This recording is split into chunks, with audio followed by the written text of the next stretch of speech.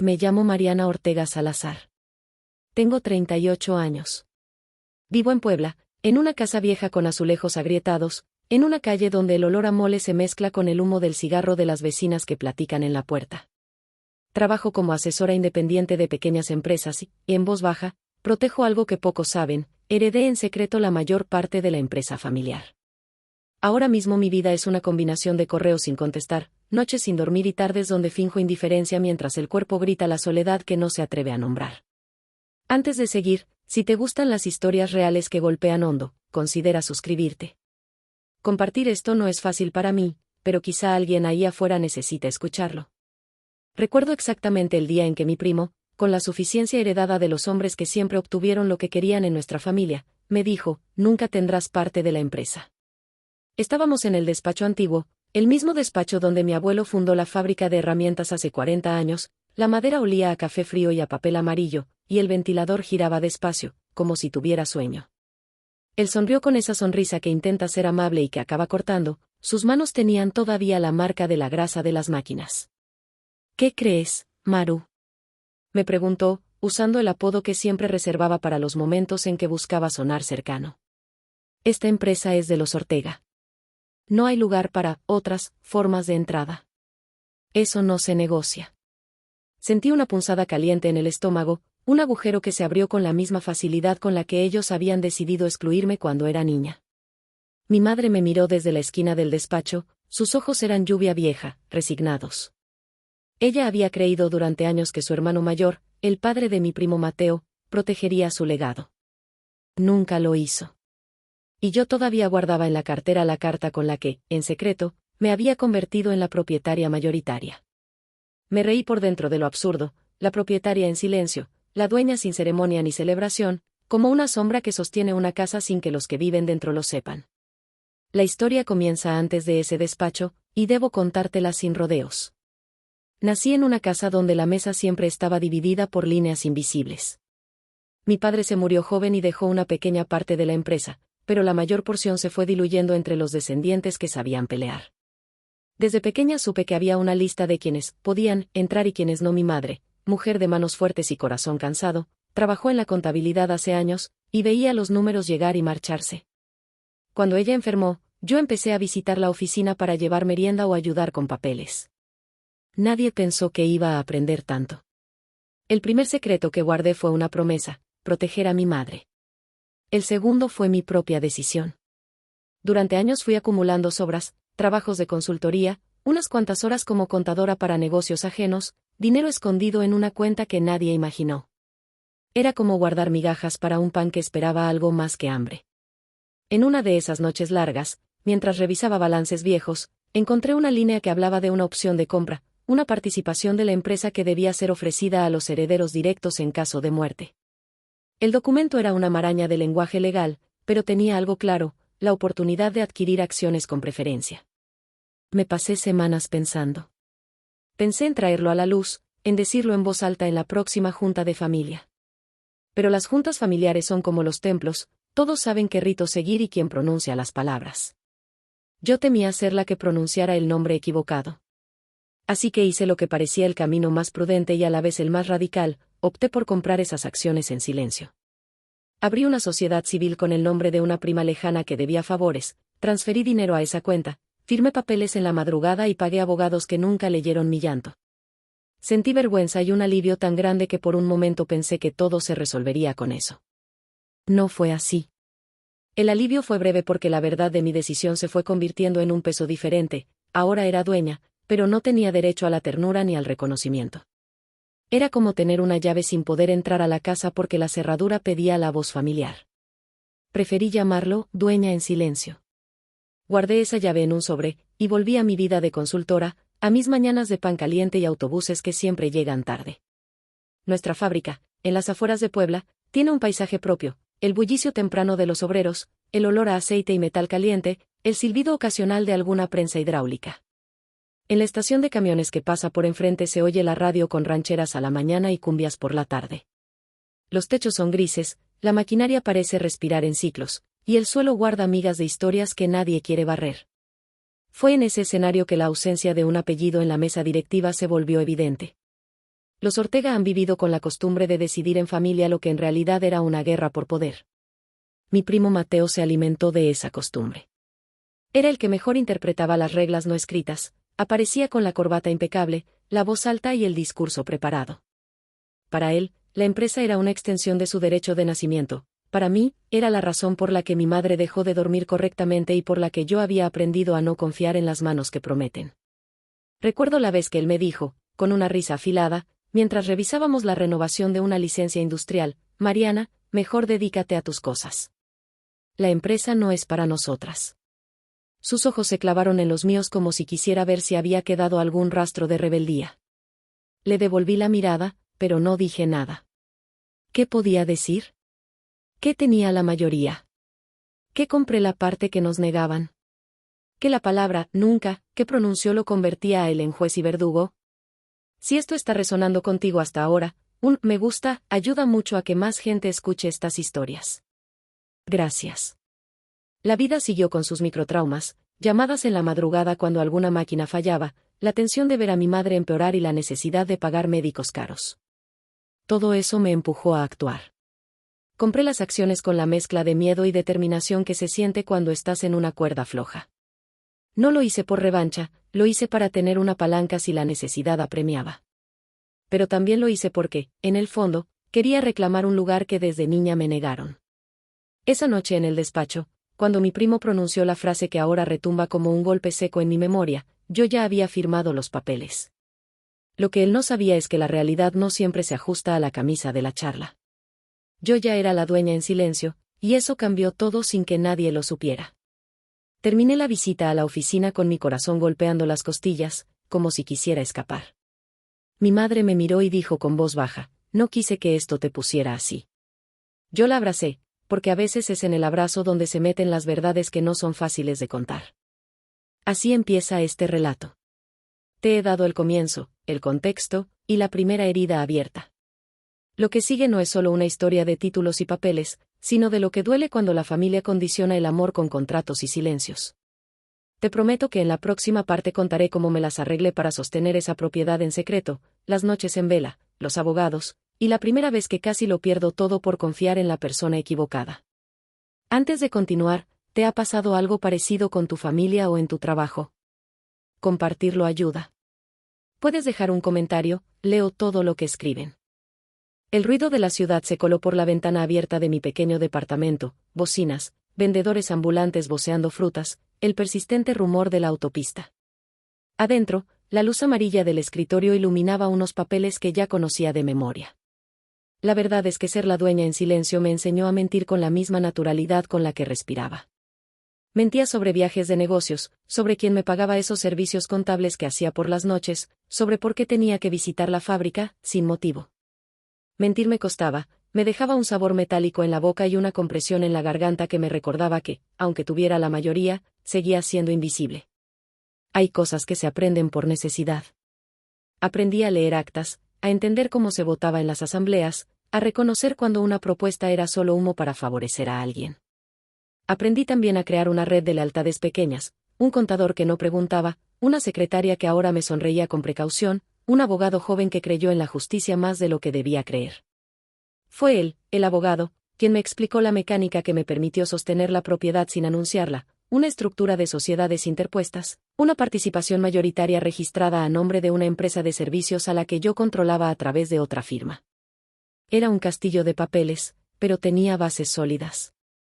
El peligro siempre fue que bastaba un mal movimiento, una firma mal puesta, o una boca demasiado abierta, para que todo se viniera abajo. ¿Sabes qué es lo peor de ser dueña en silencio? No es la soledad de tomar decisiones difíciles, es la constante vigilancia hacia tus propios actos. Cada reunión era un ejercicio de contención emocional. Me convertí en experta en disfrazar la preocupación con una sonrisa. Sí, todo va bien, decía. Por dentro, luchaba por respirar. En el terreno personal, mi relación con Mateo se desgastaba como una cuerda expuesta a la sal. Habíamos sido cercanos en la infancia, juegos en la azotea, compartir el primer helado, usar la misma bicicleta rota. Pero algo, quizá la necesidad de mi familia por complacer a quienes dieron el apellido, nos fue separando. Él siempre tuvo una habilidad para construir alianzas con verbos que sonaban menos agresivos y más convenientes. Hacía favores a quien le convenía, se acomodaba a la arena del poder como quien se acuesta en una hamaca, sin esfuerzo aparente. Yo, por mi parte, había desarrollado una ética más obstinada. Cuando creces viendo a tu madre esforzarse y a otros recibir sin sudar, algo se rompe por dentro.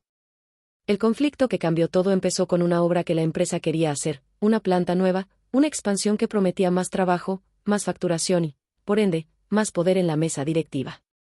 Mateo la presentó como una oportunidad histórica, con números que brillaban y un discurso que olía a promesas. Yo tenía dudas.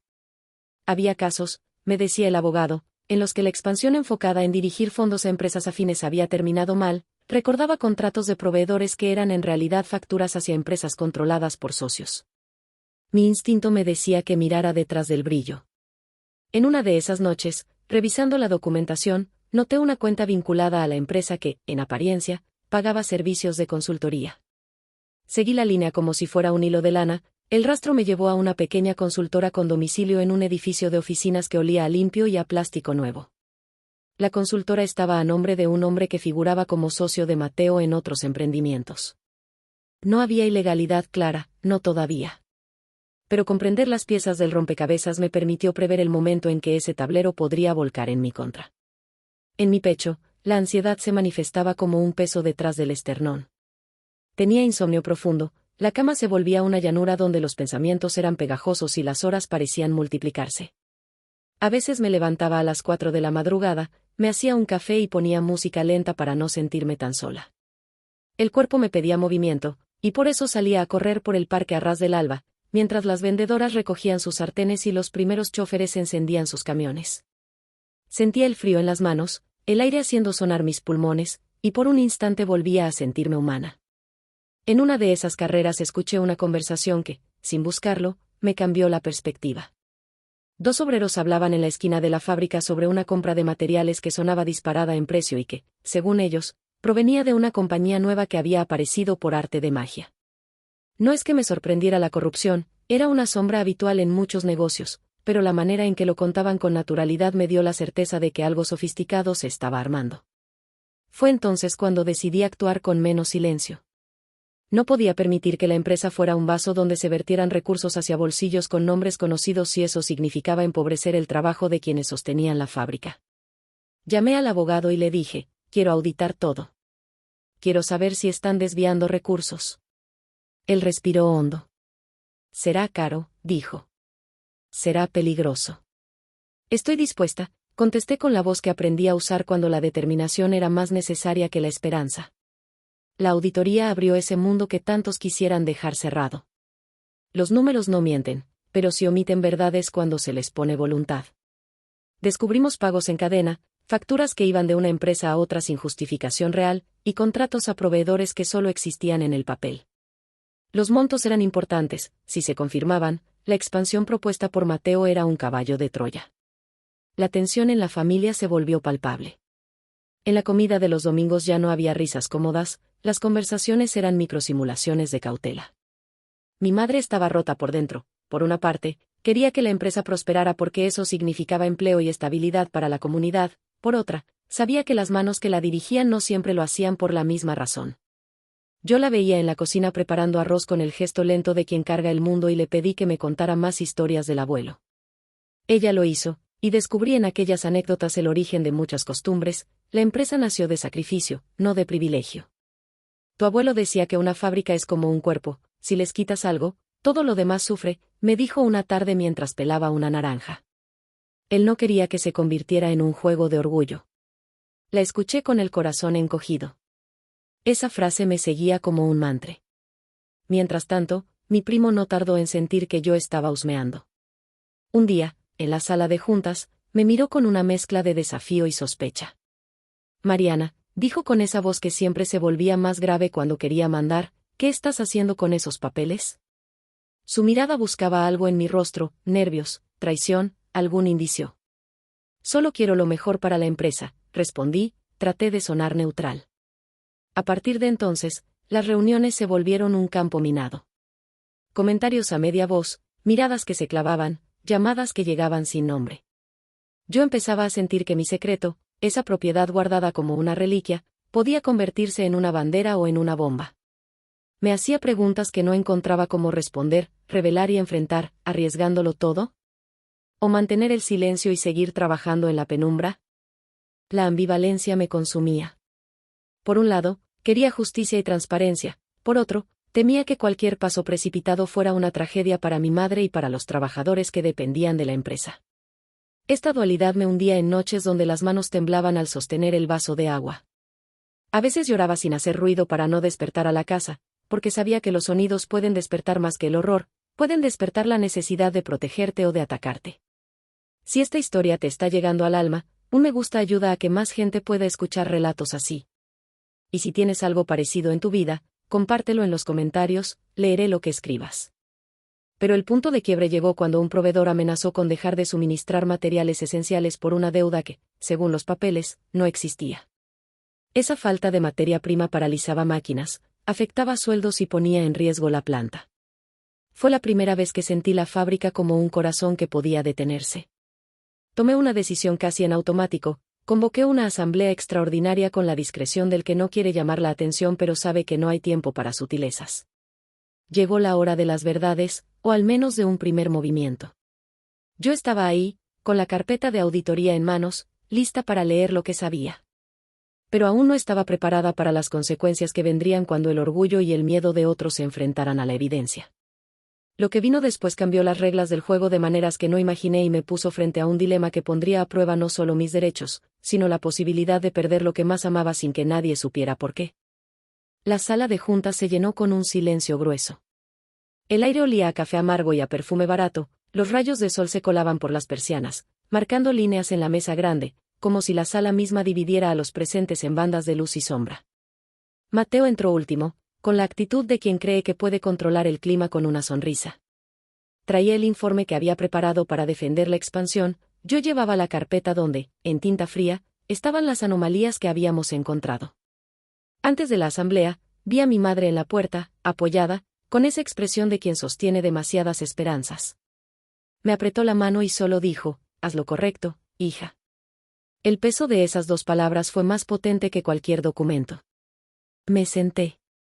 Los accionistas comenzaron a llegar, tíos que miraban con ojos que habían aprendido a medir el beneficio, empleados con la mirada cansada, y, por supuesto, Mateo, que sonreía como si la reunión fuera una clásica obra de teatro donde él tenía el papel principal. Abrí la carpeta y empecé a hablar con voz menos firme de lo que desearía. Leí las partidas, expliqué las transferencias y mostré, con la claridad que el papel otorga, cómo ciertos pagos tenían esa ilusión de servicios cuando no existían, o bien eran sobrevalorados de forma sistemática. La sala se tornó un tablero donde cada palabra movía a las piezas. Algunos murmuraron, otros se llevaron las manos a la cara. Mateo, sin embargo, mantuvo la compostura hasta que su sonrisa empezó a resquebrajarse. «Estás insinuando un fraude», dijo al final. «No estoy insinuando nada», contesté. «Estoy mostrando una cadena de operaciones que no tienen soporte. Si hay explicaciones, que se presenten». Su mandíbula se tensó. ¿Y si esto es una cacería contra quienes queremos ampliar la empresa? Su voz tenía rabia, y detrás de ella una punta de miedo. Lo que siguió fue una serie de defensas donde las palabras parecían más importantes que la verdad. Aparecieron testimonios a favor de la expansión, promesas de nuevas rutas de exportación, de empleos, de proyectos subvencionados. La asamblea se volvió un pulso entre el discurso del futuro brillante y la realidad de los balances. En un momento, un tío mío, hombre que siempre había favorecido a Mateo, intervino con una frase que resonó como un látigo: «Mariana, ¿cuál es tu interés real?». Lo preguntó sin sutileza, como si mi motivación fuera amor propio o rencor. Fue la primera vez que me di cuenta de lo mucho que la familia prefería las batallas visibles y ceremoniosas a las verdades silenciosas. Dirigí mi mirada hacia Mateo, que me observaba con esa mezcla de desprecio y cálculo.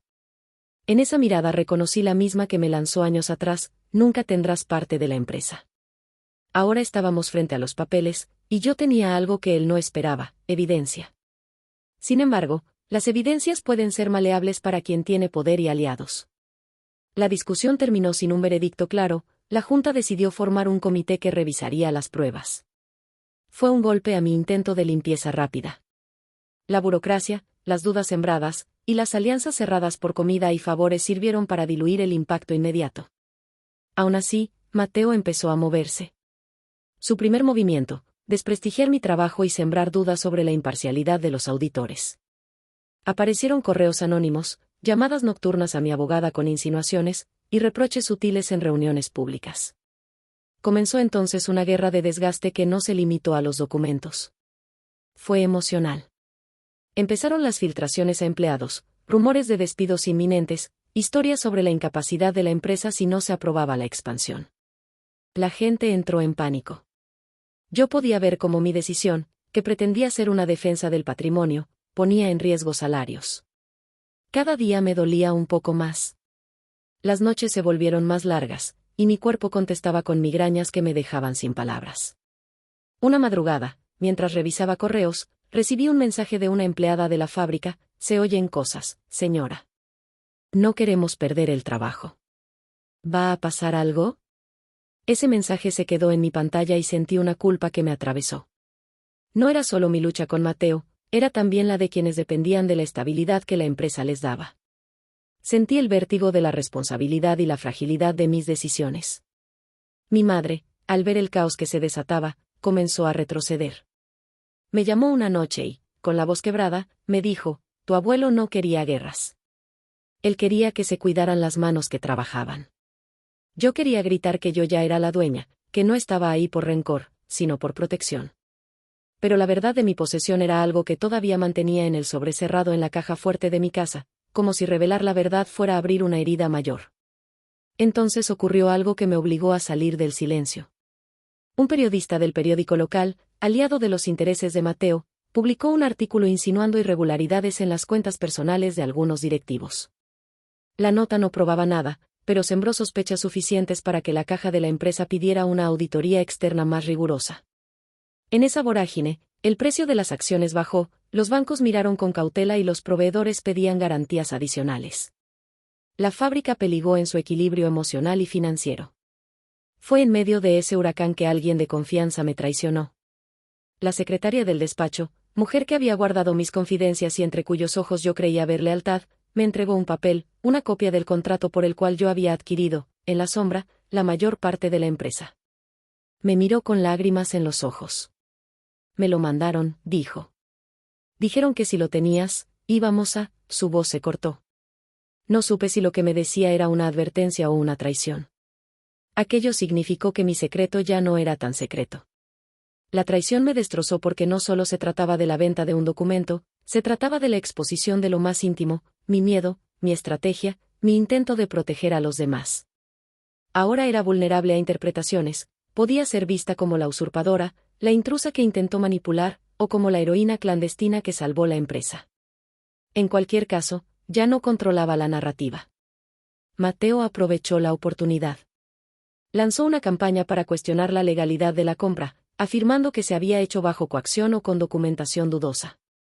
El argumento sonaba más a teatro que a sustancia, pero tenía eco. Se contrató un perito forense para revisar la firma, se hablaron de nulidades, y la empresa entró en un proceso que amenazaba con enlodar a todas las partes.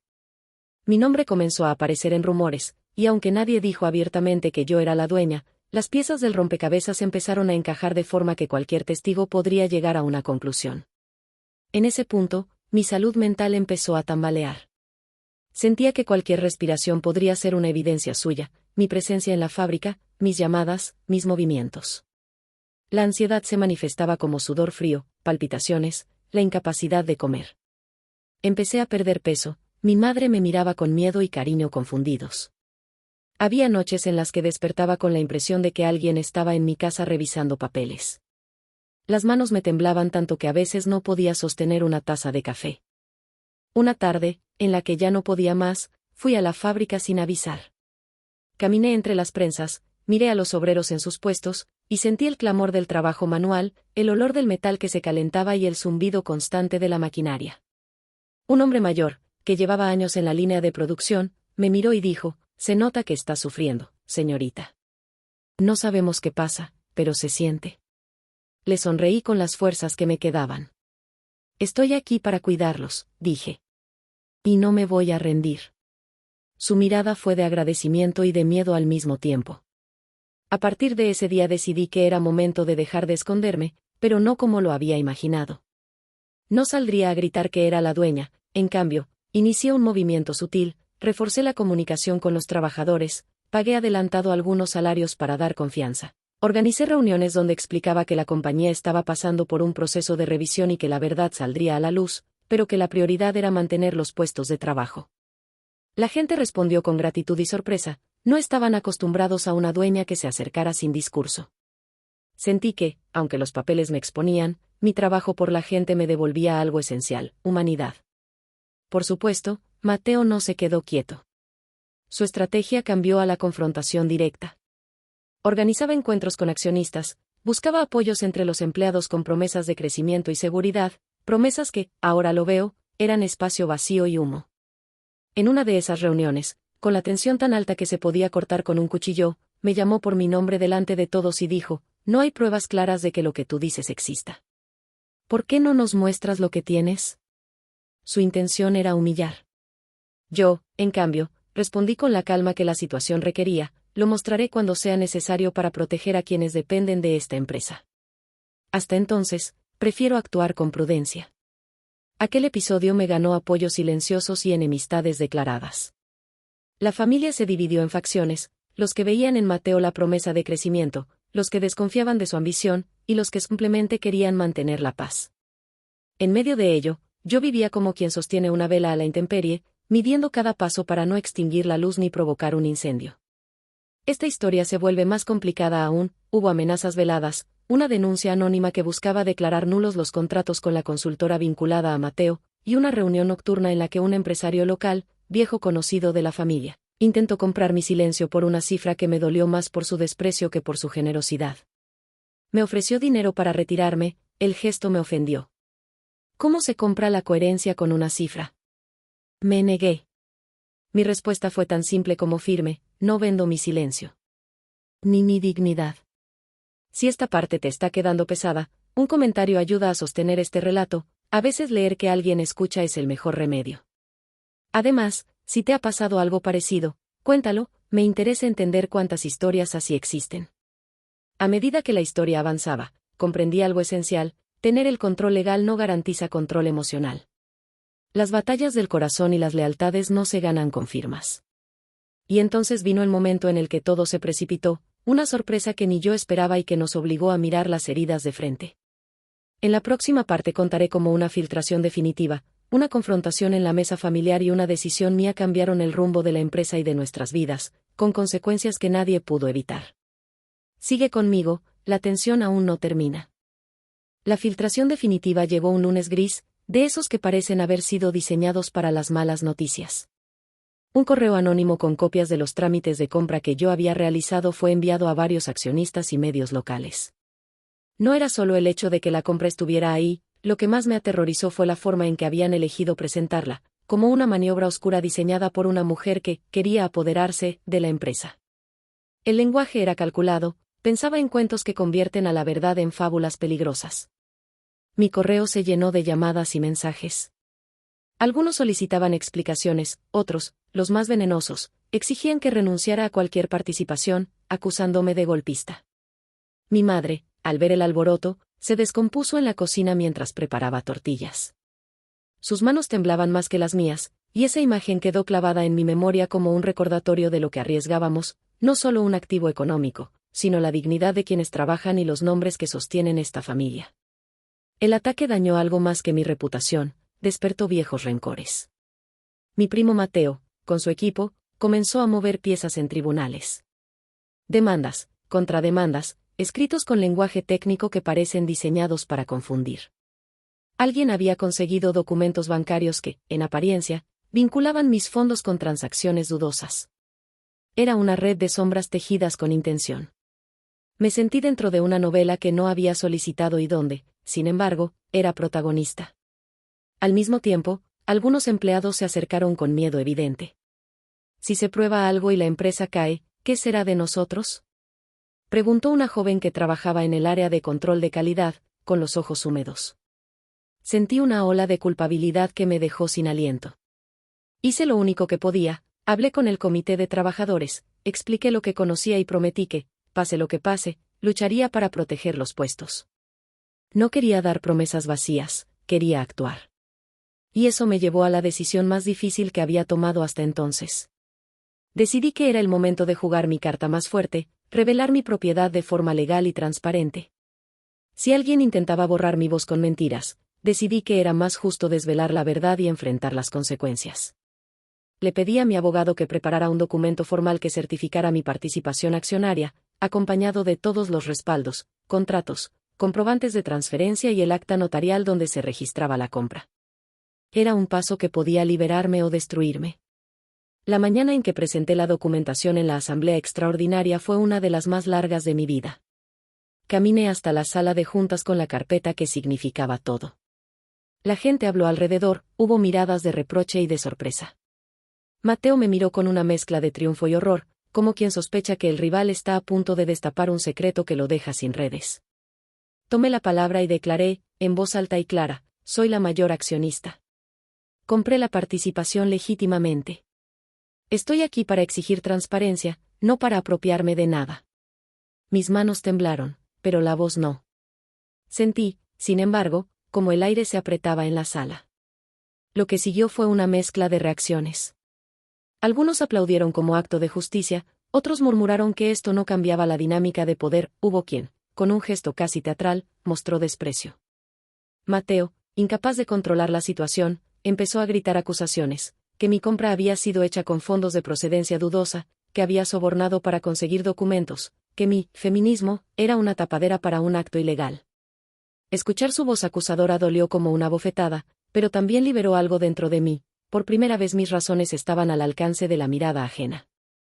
Sin embargo, la revelación no fue un bálsamo. En lugar de terminar el conflicto, lo cambió de naturaleza. Si antes era una guerra por la evidencia, ahora era una lucha por la narrativa. Mateo y sus aliados lanzaron una ofensiva legal, solicitaron peritajes, auditorías externas y la intervención de autoridades mercantiles. La presión aumentó. Los bancos exigieron garantías. La prensa local se llenó de especulaciones. Y, peor aún, los lazos familiares se tensaron al punto de romperse. La primera ruptura fue brutal y pública. En una comida donde tradicionalmente se reunía la familia para el cumpleaños de la abuela, la tensión se transformó en un cruce de reproches que nadie pudo detener. Mateo, con la voz rota por la rabia, me dijo frente a todos, has jugado sucio. Esto es una vergüenza para la familia. La abuela, con la mirada perdida, intentó mediar, pero su voz apenas fue un hilo. Mi madre, derrotada, me miró y dijo, Mariana, ¿por qué no me lo dijiste? Su pregunta fue un puñal. No respondí entonces, las palabras no alcanzaron para explicar la complejidad de mis decisiones. Tal vez me faltó coraje para que la verdad no fuera otra carga sobre sus hombros. La fractura fue profunda. Algunos familiares me dieron la espalda. Fue un duelo emocional. Perder la aceptación no es menos doloroso que perder dinero. Llegaron semanas de silencio familiar, llamadas que ya no contestaban, visitas que dejaron de ser planeadas. La casa donde crecimos se volvió un escenario de ausencias. Me quedé sola, rodeada de documentos que intentaban explicar lo que el abrazo familiar ya no podía entender. Pero en medio de la tormenta hubo también aliados que surgieron desde los lugares más inesperados. Un grupo de trabajadores dio un paso adelante y declaró públicamente que la fábrica no se movería por presiones, que su prioridad eran los empleos.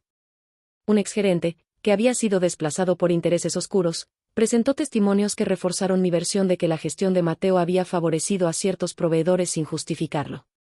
Y lo más importante, la comunidad, esas vecinas que hablaban en la puerta y que me vieron crecer, se movilizó en redes y en voz, cartas, apoyos, pequeñas manifestaciones de solidaridad. Esa red humana me sostuvo cuando las instituciones parecían frías y lentas.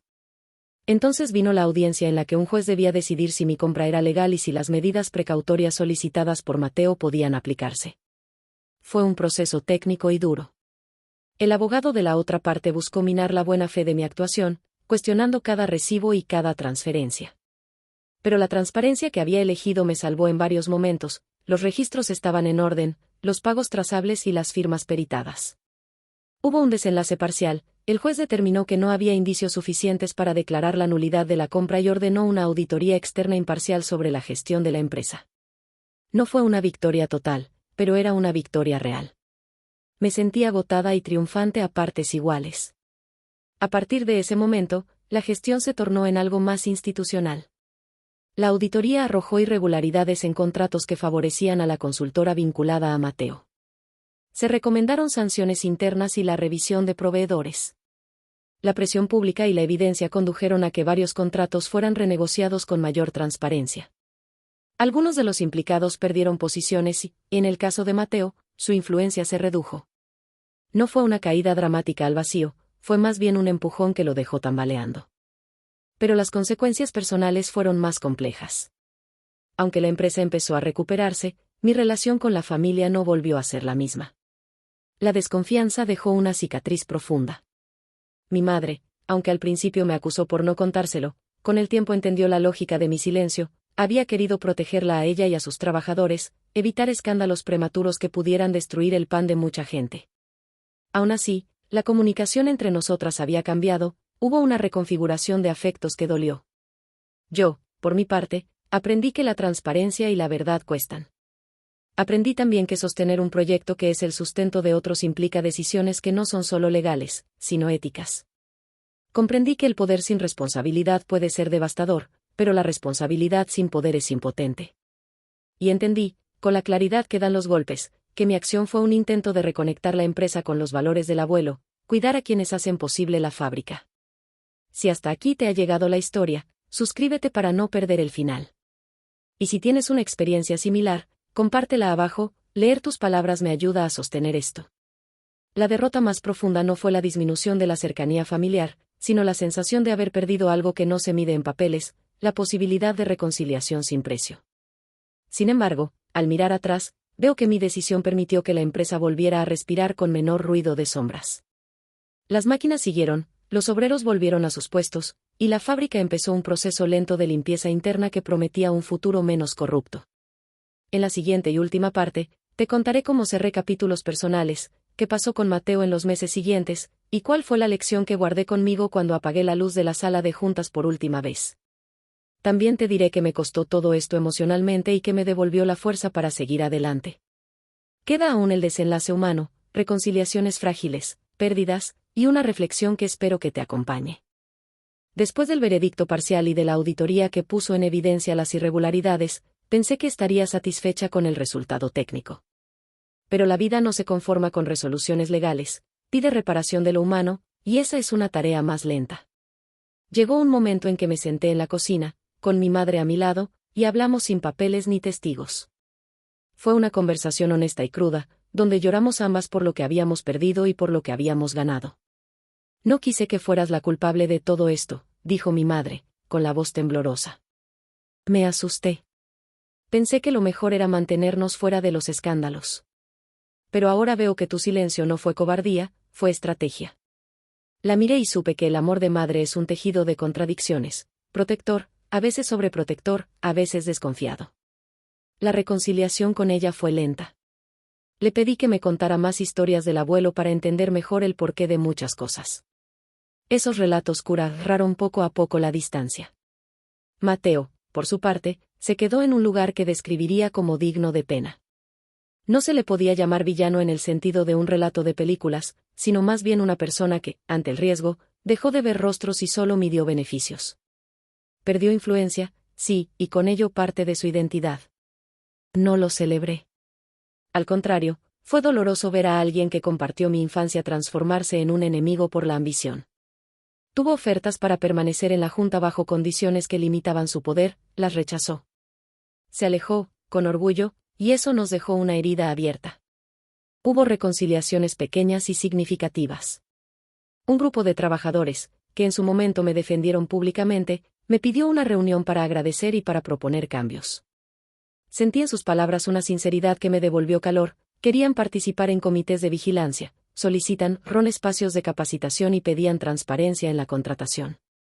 Implementamos, con la dirección que logré imponer, mecanismos de control social sobre la gestión, auditorías periódicas accesibles, participación obrera en comités y protocolos claros para licitaciones de proveedores. Era una victoria estructural que, más allá de mi ego, beneficiaba a muchos. Aprendí también a pedir ayuda. Contraté a una consultora seria para reestructurar la compañía con criterios éticos, y la presencia de auditores permanentes hizo que muchos contratos dudosos fueran renegociados o anulados. La empresa recuperó clientes y la comunidad respondió con confianza. Lo que empezó como una batalla por defender la integridad se convirtió en un proceso de reconstrucción que tomó años. En lo personal, hubo pérdidas irreemplazables. Perdí amistades, la cercanía de primos que nunca más volvieron a invitarme a sus casas, el calor de una familia que ahora estaba fragmentada. Me costó aceptar que no todas las puertas vuelven a abrirse. Hubo momentos de profunda soledad en los que me sentía culpable por lo que había destapado, me preguntaba si el fin justificaba el medio. No hay respuesta categórica. Lo que sé es que si la ambición de unos pocos hubiera continuado, la fábrica y la comunidad hubieran pagado el costo. También hubo retribuciones que no esperé. Años después, en una feria local, vi a una empleada que ahora tenía un puesto administrativo y me abrazó con fuerza. Gracias, me dijo.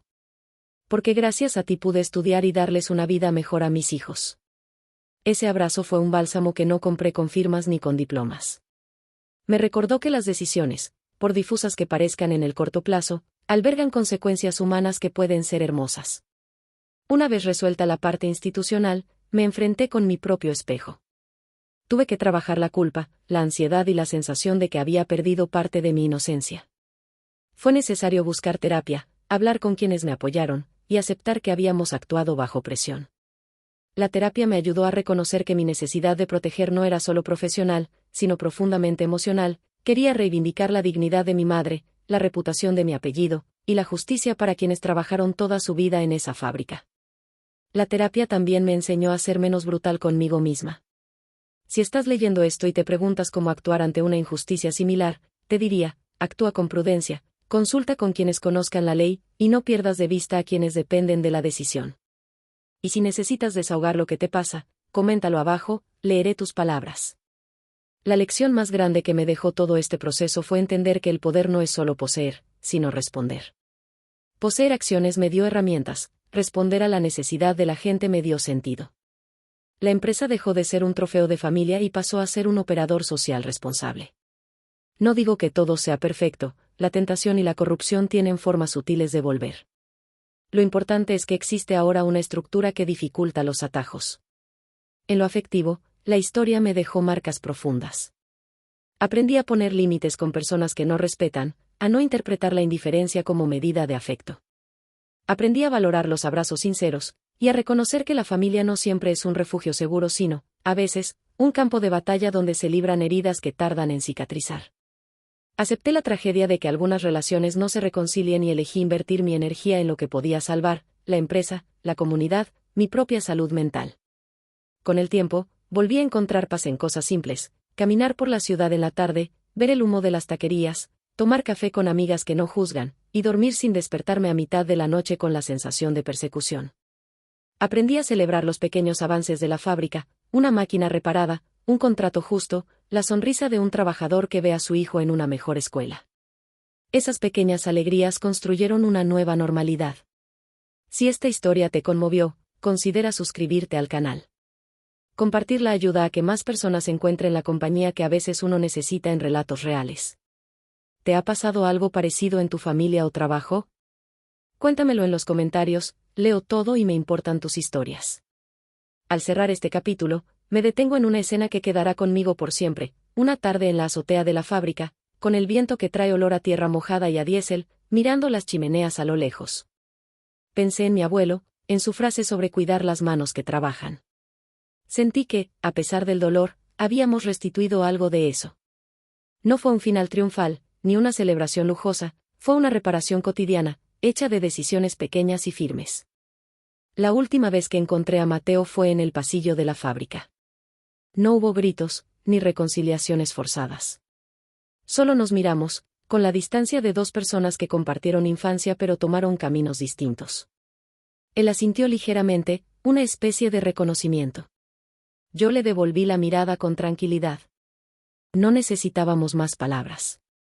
Algunas batallas se ganan con justicia, otras con paz silenciosa. Si algo dejó como reflexión es esto, La justicia es un proceso que exige valentía, pero también humildad. Es necesario saber cuándo exponer la verdad y cuándo proteger a los demás. Mi historia no busca enseñar lecciones dogmáticas, busca compartir la complejidad de elegir en medio de amor y traición, de miedo y responsabilidad. Ser la dueña en silencio me enseñó a no confundir silencio con cobardía ni la exposición con virtud. Todo tiene matices. Gracias por escucharme. Si quieres que cuente más historias como esta, suscríbete y comparte. Y recuerda, a veces la lucha por lo correcto es larga y dura, pero también puede ser el modo en que honramos a quienes nos dieron todo sin entender por qué tuvieron que hacerlo.